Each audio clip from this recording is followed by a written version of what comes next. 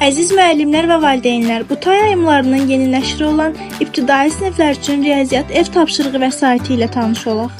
Kitablar 1-ci və 2-ci hissə riyaziyyat dərsliklərinə əsasən hazırlanıb. Vəsaitdə diaqnostik qiymətləndirmə, açıq tipli çalışmalar, sınaqlar və məntiq üzrə çalışmalara yer verilmişdir.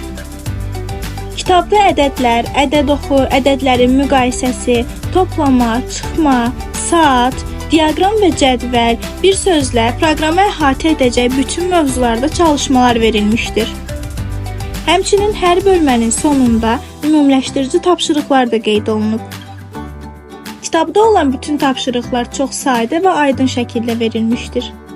Kitabın arxa hissəsində kitabda verilmiş bütün tapşırıqların cavabları qeyd olunmuşdur.